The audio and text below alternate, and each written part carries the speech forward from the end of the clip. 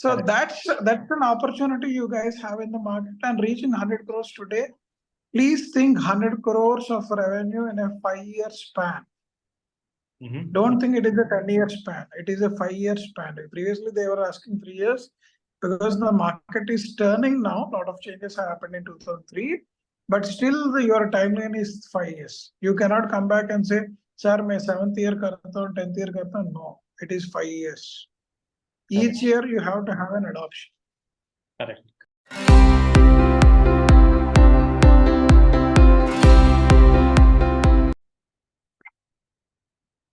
Hi guys, Mohit here. In today's episode of E-commerce Growth Academy, we have a special guest, and we'll be talking about an important chapter for any e-commerce brand. Like, how do I build a brand which is investable, right? What are the frameworks that we should follow that, hey, somebody would be, interested in, investing? What are the red flags investors would see in a brand, right? What are the positive signs investors see at a very first look, right? So do watch it till the end, and keep learning, keep hustling. Thank you. Hey guys, welcome to yet another exciting episode of E-commerce Growth Academy. I'm your host Mohit, founder at Blast.io. Today I have a special guest, Rathnakar. Rathnakar carries 2 decades of phenomenal experience behind corporate financing. Rathnakar is leading and director and CEO at Hyderabad Angels. So heartily welcome, Rathnakar. Your insight will be really valuable to the community. Thank you, Mohit, for calling me for your podcast and whatever the video this thing. I'm happy to be part of this event. Excellent. So Rathnakar, very interesting.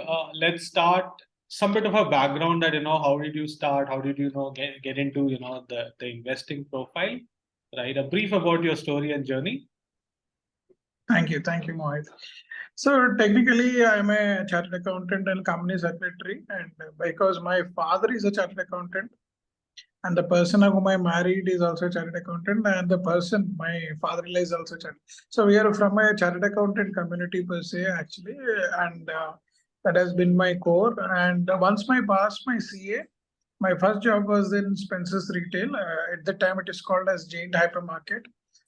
In 2000, the RPG vision was to come with hypermarket division. I think once RPG came, Big Bazaar and DMart. Today, DMart is a listed entity and one of the largest retail store. So I was a bang at start of this event in 2000 when RPG Spencer's came with the Giant Hypermarket. I was there for 2.5 years and moved into ICICI Bank. It was very interesting. In ICICI, I moved into an SME AG, small and medium enterprises, where we were funding from 10 lakhs to 100 crores to various SMEs in terms of loans. So I was there for 6 years, 2 years as relationship manager and 4 years as regional head. And post that, I moved into a software company called Semantic Space, now called as Prolifix in Hyderabad. My objective was to raise private equity. And once we raised private equity, we did 7 M&As for that organization. Moved from $30 million to $150 million. I was the part of the journey when I joined and I left. And luckily, that startup ecosystem in Hyderabad is picking up, and I got an opportunity to join Hyderabad Angels. I joined in October 2017 in Hyderabad Angels, technically per se, and been part of this ecosystem for last now completing nearly 6 years on this October. So it was a great opportunity to learn startups, understand startups, and what we did. I think during last 6 years, definitely I would have seen demos, regular pitches, all to put together at least 10,000 startups in my career in this 6 years itself. Part of many demo days, and COVID, I think, accelerated a lot. That has been a great opportunity. Wow. So, I think let's prick some of your thoughts in terms of, so the whole topic we want to discuss about, how do I build a brand which is investable, right? How do I, leverage and communicate with the investor community so that we can build a scalable brand, right? To start with, right now you have seen the entire journey, right? So how the consumer brands have changed over the years, right? What do you think that things have changed when it comes to consumer brand in terms of the investment synergy?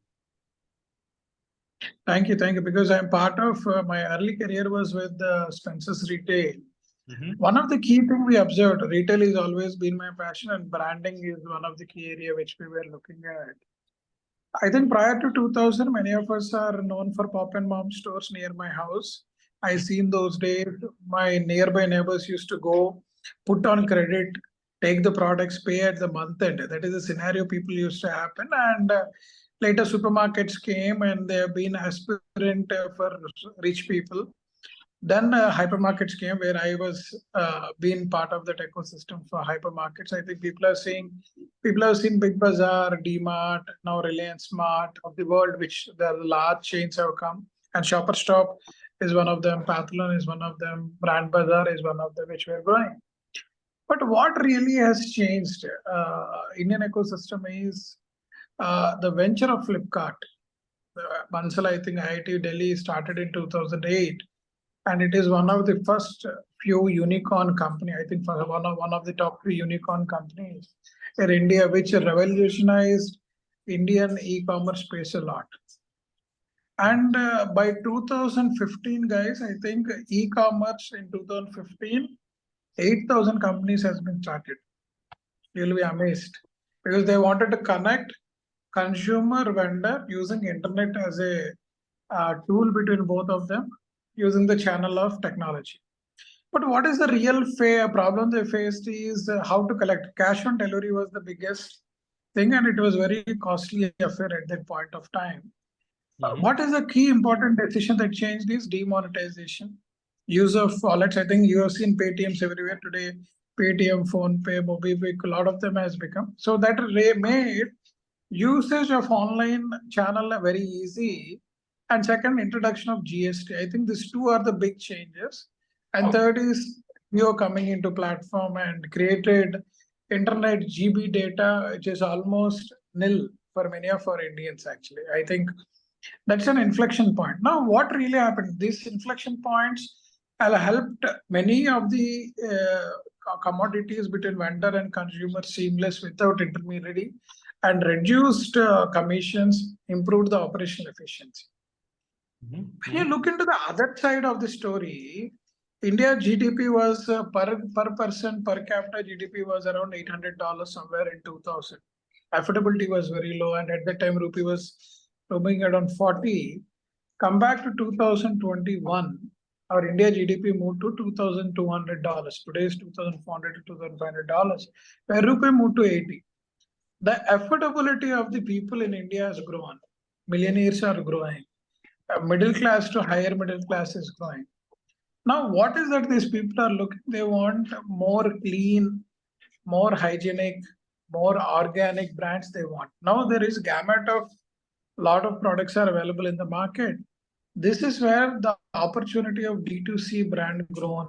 E-commerce was growing between 2008 to 2020. Even today, it is a matured business. I say Mohit, to many of the people, if you start any e-commerce brand today, reaching 1.5 crore revenue is not a big difficulty, because consumers knows, we know logistic is available, connection is available, creation of apps, everything is become easy. Between Shopify and other people help. Now that need is also lost, and AI, introduction of AI has helped a lot. So that's where the brand D2C came into being. Now people wanted to create an identity called D2C, and each brand is trying to identify itself what is that they are going to purchase. They don't want to be jack of all. For example, today Embark, which is most profitable D2C brand, they know they are coming with the energy saving equipments. Correct? Fans were their first recall capacity. Licious is also a D2C brand. A lot of people will get confused. Licious has created, Mohit, to tell you, they pick up chicken, which is only 1.4 kg in weight. When you cut down and chop, it comes to 800 kgs, 850 kgs. That's what they told. That is more flesh, better taste, and more tender chicken. You could have seen it is a tender chicken Licious. A lot of people loved it, actually. Correct? So this is where the advent of brands are gone. I think now more and more brands are picking up a lot Mamaearth, which is also well known, Chai Point, which is again it is creating a brand. All these are growing really well. Now the opportunity for D2C is growing a lot. I request all the startup founders or aspiring startup founders, this is an opportunity to build at least 1,000 D2C brands in India. Because one of the key thing everybody will say, we are a 150 crores population. Every day we consume food in one form or other form. DTC has a lot of opportunity, great value addition. I request people to take the opportunity now. 2023 is a great place to build up that area. Absolutely, absolutely. But this brings me to an interesting point. Like, now with so many D2C brands, it's a very, it's a golden phase, I would say, for many sectors in India, right? Now, from an investor point of view, right now, there would be still some criterias which an investor would look into it, right? So, as a D2C owner, like what would be my framework saying that what would be you would want to see that, hey, this brand I should vouch for now, and this brand probably a pass, right? So, two, three things, prerequisite validation as an e-commerce founder. What can I do? See, now the initially the education was low, Mohit. Now I think the education on various brands, it is a skin, it is a food, it is a tea, it is a product. The education is far relevant today for the consumers per se. When we as an investors, when we look at D2C brands, we listen to the founder very closely. What is that we will listen? What is that you want to listen? Who is the consumer they are targeting this brand? And why is targeting? Most of them forget the first consumers of many D2C brands are between age of 18 to 32. Why is it 18 to 32? These are the people who wanted to try something new every day. And they are the people who wanted to purchase any products which comes into the picture. Once they started using, then it will percolate to the age of 35 to 50 years, who are followers of this 18 to 32. When they will follow, when certain level of integrity, certain brand recall, people started speaking, their son, daughter, or a friend's son is speaking, then they pick up that. Once they are picking up, then it will go to the old age people, that is above 55 and above. That's where they come into the picture. When we say a lot of people come in DTC brand, we are targeting a mother. Okay, you are targeting a mother. Which is the mother you are targeting? So that's the reason we wanted to listen why the consumer has to look at them. What is the place under which he wanted to reach them? How he is reaching? Is it Instagram, Facebook, LinkedIn, or through video channels? So how he wanted to reach his customer is what we are trying to look at. A lot of people offer 1+1 offering. They invest on marketing on Amazon and Flipkart or Big Basket, whatever it may be. That's a regular recourse. But what we are saying is, how do you reach your consumer is very, very important. And first, 10,000 consumers are very critical in giving your ratings and the feedback and the repeat rate. Okay. These are the things we ask. We ask how you are going to do it. I think we feel a lot of startups are not focusing on that. They're also worried. Okay, I'm listed on Amazon, I'm listed on Flipkart, I'm listed on Big Basket. I pay a little bit more commission and I will be listed on the top in organically, people will buy. But they are not coming back. Correct. That's what we are saying. They are not coming back. But see, how do you reach? There are certain brands which have done extremely well in D2C space, especially. And these are the first mover advantages who moved past a certain milestones which they have to cross and they become the big brands today. Correct. So, now what could be some red flags which when you see or hear, right? You will think that probably, let me pass this opportunity for now, right? What are the things which you will look as a red flags? See, most of my red flags comes from the founder's background, pedigree of the founders. Okay. Somebody who don't have domain knowledge about retail sense. Somebody doesn't understand visual merchandising and brand building knowledge. And they don't get the relevant advisor or a brand into his picture. Because now many things are very common. They are supplement to each other, substitute to each other, and it is already available at market at lower price. You want to premiumize it because you want to put his brand on the top of the lake. But what we feel is these 2-3 areas, if they don't have relevant experience, we don't invest. Most of them don't invest. It is not that they don't like it. And that's one of the area which we observe. Second thing is they capital ask. We found many times they are not able to calculate their CAC, cost of customer acquisition, properly. If LTV is not coming, we are fine, but their CACs they should be aware. For example, we ask many of our startup founders, if I give you 1 lakh, you spend on marketing, how many customers who are going to buy your product? If they say, sir, I don't know, I have to check, I come back, we say, Baba, see, you are not ready for your pitch. If they say we are doing 40, then I said, can you make it to 80 with same 1 lakh? Because you are now in the growth phase of your show. What is it you wanted to do that 40 will become 80 in your CSC? How do you bring down your CSC on next level? Okay. I think many of them should observe 1+1, which started with a referral program, or Gmail, which is started with a referral program initially, and later they become a viral into the online market space. That's what I am requesting many people to follow to reduce their CSC. Okay, very interesting point of view here. So let me flip the question now. Right now, as a startup founder, right now investing in startup is also a commercial vertical these days, right? Like now, like many people who would want to a genuine investor, and someone, of course, there are various kinds of investors today. How, as a startup founder, would probably find the right partner, right? Like what could be some frameworks or places, or how to approach, how to network? What will your thoughts, 2-3 cents that which will help the founders find the right partner? Thank you. Thank you. Today, Mohit, I still believe, being in Hyderabad Angels, in India, technically, all investors put together who invested in startup is less than 1 lakh people. Less than 1 lakh people who have been gone into the cap table of the organization, and some of them have become LPs in large funds. On a 150 crores population, that is nothing. There's still a long way to go, and we have to deploy a lot of capital. I urge people that we are still yet to reach the peak in our investment. Whereas US has 7 lakhs people who are investing, and their average per capita income is $82,000. And each of the investor on an average is investing per year almost 120 to 150K. Whereas in India, still our investment is less than $30,000. That's what it claimed in the market with various statistics which coming in. So the opportunity and thrust is very high. Society is looking very positive. Availability of money is there. Coming back to e-commerce and D2C advisors, what I request is, previously, many of the people who worked in HUL, ITC, PepsiCo, large organizations in the marketing positions, they were disliking startups.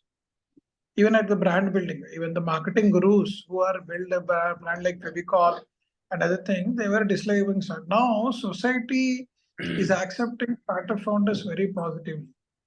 Now, only question is, how do you get them on your board is very, very critical.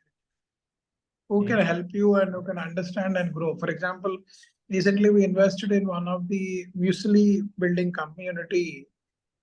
We requested person who is running the Kellogg's marketing to be on the board. Okay. Because he understand distribution, he understand what mix will work, and whether it is a strawberry or a mango or it is a packaging. He's giving very good insights company to grow to the next level actually. That experience is needed. Otherwise, food is easy to understand, but selling has different proposition which they need to do, and ultimately it is the taste. Absolutely. Correct? That's what we said, that even the tasters, I think India, we have to grow the tasters who can taste and certify this is a good coffee to do. India is still not doing that. But we are saying bring them, and please allow these good advisors in D2C brand with the domain knowledge of 20-30 years on your board. Even giving 1 or 2% stake is not going to make any difference, but their experience and value is amazing for you. Amazing for you. Very few lucky like Boat or a Noise. I think they would have done something different and they were lucky. Sometimes some bit of luck should be there. But otherwise, you have to have advisors on board to go, just to come through these tides and move to the next level. Absolutely. Means I believe, having a right mentor or advisors can probably propel your growth by 10-15 years straight. right? That is Correct. my thought in terms of having the right. Mohit, see, sorry to trouble you, in these D2C brands, the large investors are DSG Ventures, Sequoia, Fireside Ventures, Source.vc, Six Sense Ventures, Nikhil Vora. These are all the people coming with lot of DTC brand experience in their backup.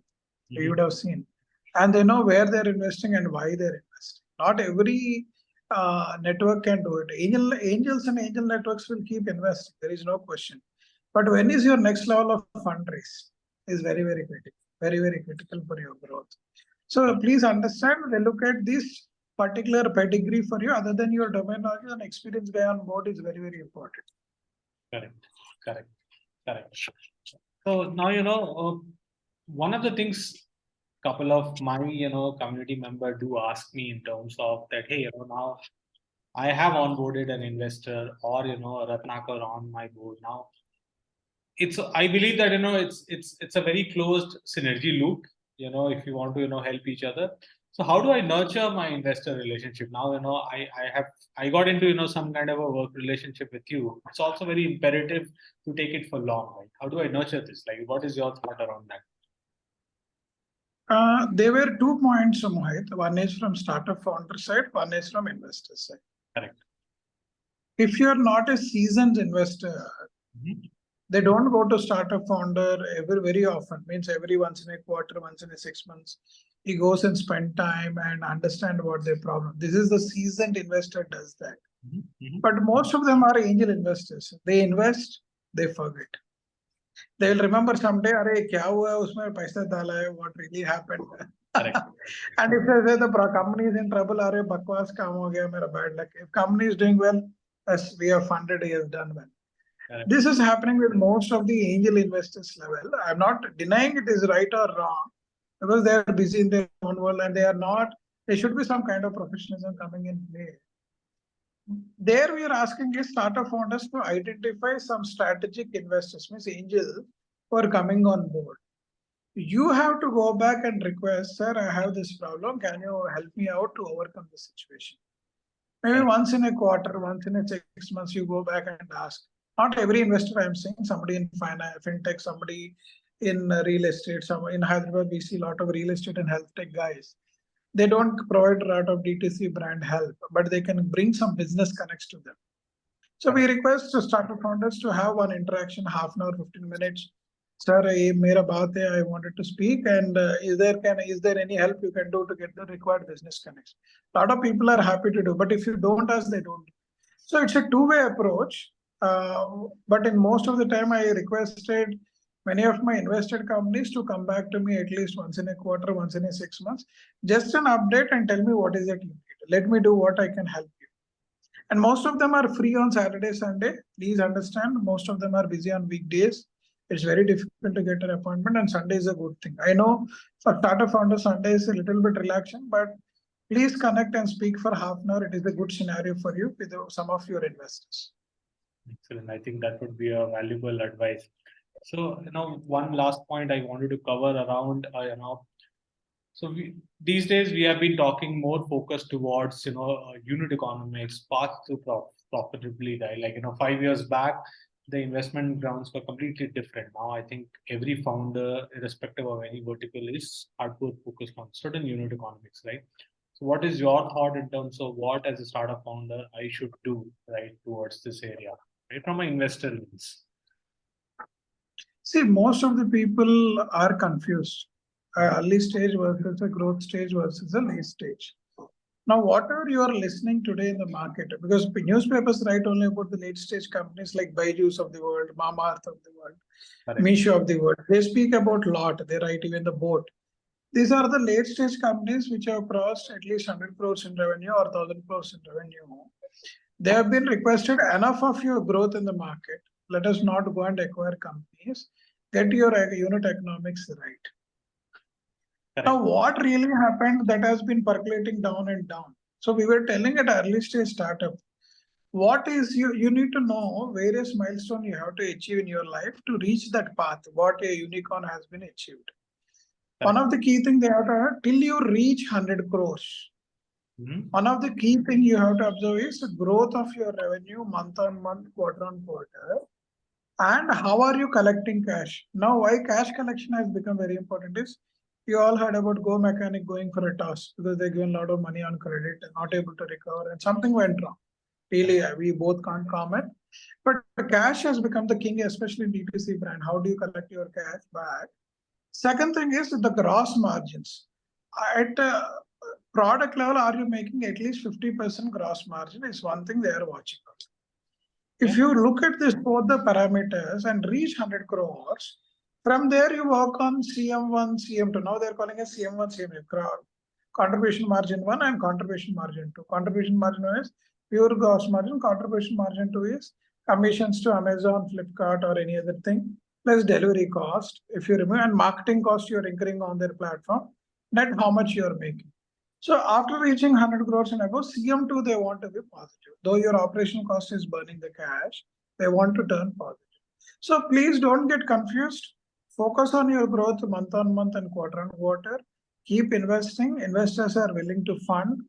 I think this is honestly percolating to early stage companies. No need to bother. Please focus. Once you reach 100 crores, you are an M&A company. You have an opportunity to go to stock market and list it once you become turn profitable. Because at the end of the day, most of our investors are financial investors. We are not strategic in nature. We want an exit at some point of time, and this is the point where we get a better returns and better exit. You as an entrepreneur, you feel satisfied. Yes, I did something back to society, to my stakeholders, investors. Stakeholders is investors. For society, getting a better product. For vendors, I am giving a lot of business. Indirectly, I am improving. And for government, I am giving a lot of tax by way of GST, right? So that's an opportunity you guys have in the market, and reaching 100 crores today. Please think 100 crores of revenue in a 5-year span. Don't think it is a 10-year span. It is a 5-year span. Previously, they were asking 3 years because the market is turning now. A lot of changes have happened in 2003, but still your timeline is 5 years. You cannot come back and say, "Sir, मैं 7th year करता हूँ, 10th year करता हूँ." No, it is 5 years. Each year you have to have an adoption. Correct. Clear. I hope Mohit, this has cleared many of them, I think. Otherwise, I am listening. There's a lot of people are confused. At early stage, no need to bother about profitability. Push for the revenue growth. Absolutely. I mean, the whole idea of this conversation is to get these, secret lines, Rathnakar, and that's the whole idea. The whole idea behind this community. So one thing which I, probably the last question here right now, if you have to summarize a sort of framework for an upcoming, D2C entrepreneur, right, or anyone probably, from tech enablers or anyone else, how do I build a sustainable growth business for next 10 years? What will be your short formula? See, two things.